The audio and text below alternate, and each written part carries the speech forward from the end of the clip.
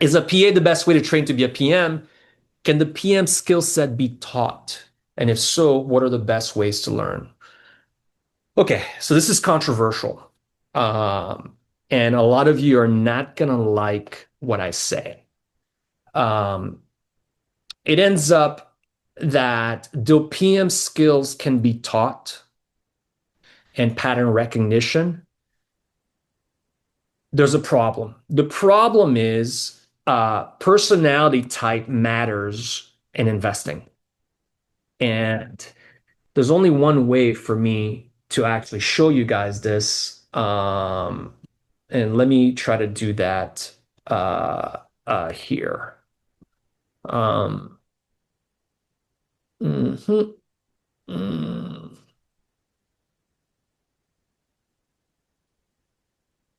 Okay, we can use, I guess let's use Gemini. Okay, you guys can see this. All right. Google. Actually, let's use Grok. Okay. Um, analyze Peter Thiel's personality type. Let's use Myers-Briggs.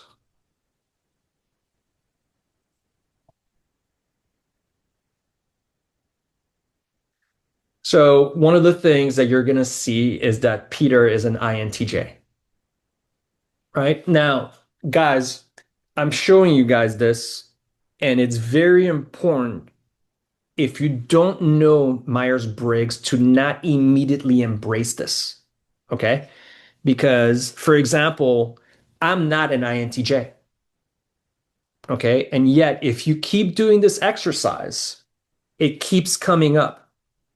Watch this. Do Charlie Munger.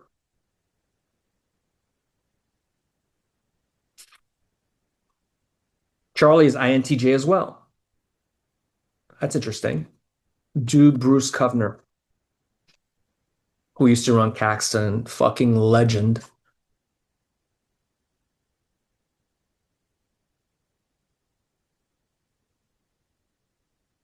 INTJ as well, right? Who else? Watch this. Do Warren Buffett. Now, interestingly, Warren comes off as ISTJ, right? But I think in this case, the machine makes a mistake because one of the tools, one of the pieces of data that that the machine is using to analyze Warren's personality. Sorry, where is here we go. Is the Berkshire Hathaway annual report, which includes a lot of data in it, right? So when it goes through the data, it assumes that Warren is a censor because he put that in there. I guarantee you Warren didn't put that in there. It was actually an accountant that put that in there. And in my opinion, Warren's is INTJ. By the way, I might be wrong, but why does this INTJ pattern keep showing up? Who else can we do here? Let's do Julian Robertson. Do Julian Robertson.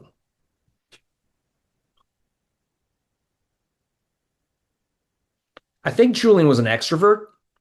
Like, look, I think it puts Julian as INTJ, but I guarantee you the big tiger was an extrovert. Okay,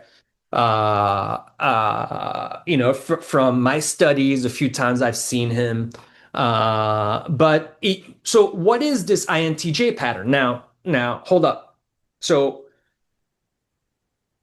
whatever the machines is analyzing, it's always analyzing things that these guys are putting out there that they're editing.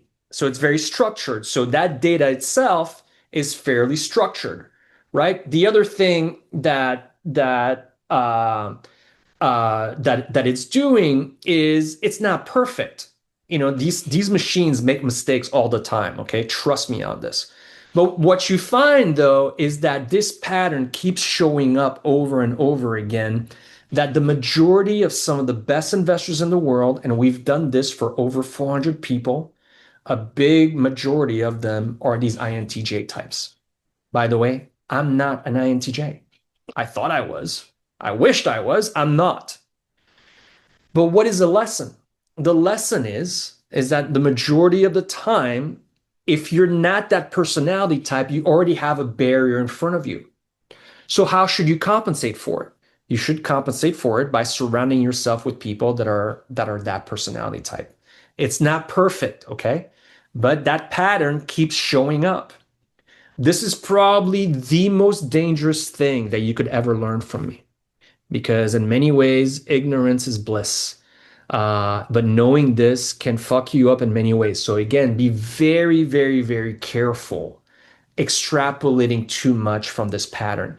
Be even more careful if you take a test and you find out you're INTJ because it might make you cocky as hell just because you think.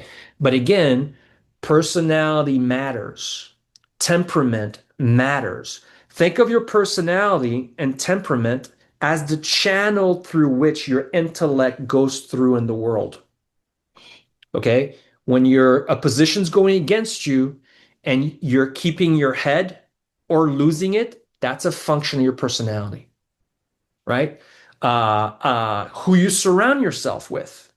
If you're surrounded by a bunch of fools, something bad happens. Well, they're not going to be looking out for you. Imagine you're in the jungle hunting prey and you're surrounded with guys that don't know how to hunt versus being surrounded with guys that not only know how to hunt, but they know how to defend from the predators that are hunting you. Which one's actually better? Okay? So the it's important to actually understand that. Okay. Let me make sure that this is out so I can continue on the presentation. Guys, am I going too far with this? Let me just do a quick check to see is this shit crazy? Should I be talking about it? Should I not be talking about it? Okay, no comments. All right. I'll continue. Um, okay, so is the PA a best way to train to be a PM? Yes, it is. But really, the best way is to surround yourself with other great PMs. So to be a good PM, you have to know a lot of other PMs and you have to know a lot of great analysts that are on their way to becoming a PM. Okay.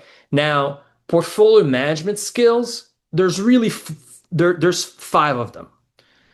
One of them is, sorry, six of them is stock selection. Can you pick great longs and great shorts?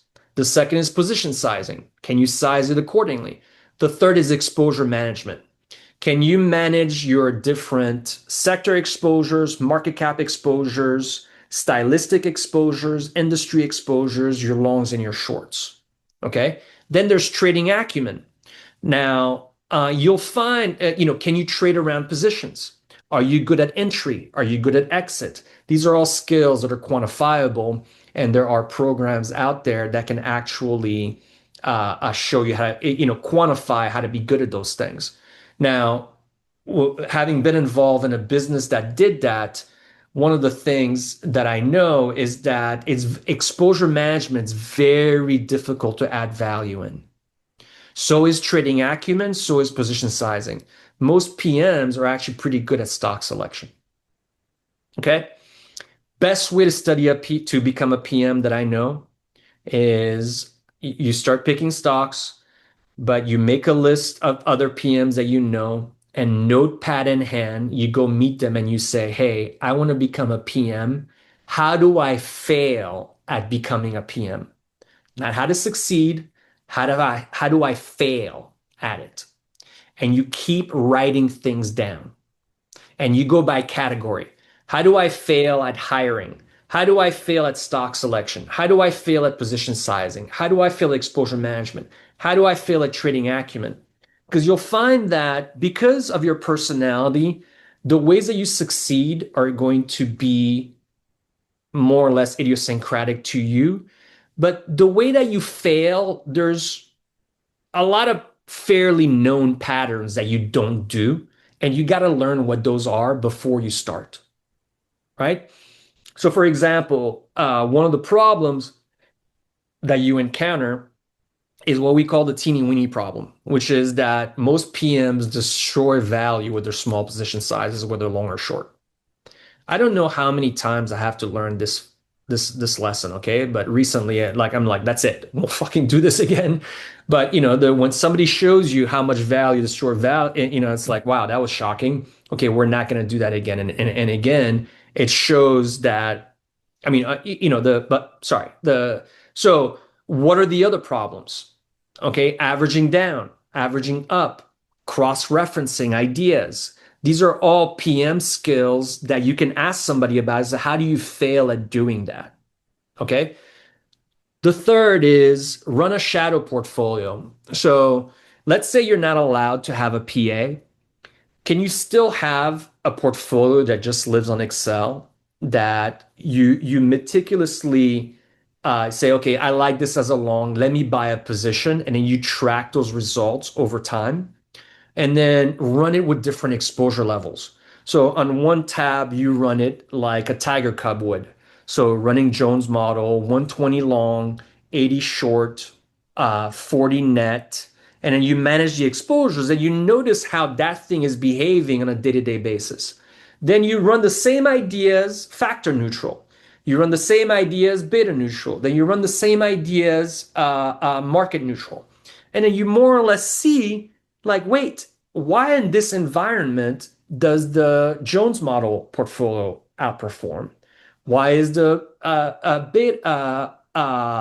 beta neutral portfolio outperforming? And you more or less learn in a low cost, a failure way. It won't be the same as feeling the lash on the back of you because you will learn when you lose money, but at least you're more or less getting like, oh, wait, even if I'm not allowed to have a PA, but I can more or less like kind of like, wait, why am I keep underperforming? And then you can run. One of the things that I recommend you do, by the way, is if let's say, a hedge fund that you respect has a 13F, benchmark how your ideas are doing versus that 13F. It's not perfect, but why is that 13F outperforming certain days versus yours?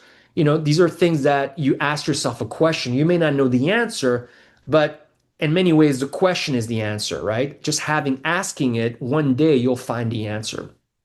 Um, Next, you have to read about PMs. Every Jack Schwager book, you got to read it. Every Steve Drobny book, you got to read it. Every Ari Kiev book, you got to read it. Lee Freeman Shore wrote a great book on position sizing. I forget the title of it, but it's basically about should you average down and knowing when to average down. There are other books on portfolio management. Uh, but really, I would focus on reading the Market Wizards ones, the Inside the House of Money ones, and all those books, and learning portfolio management like that. I hope I covered that.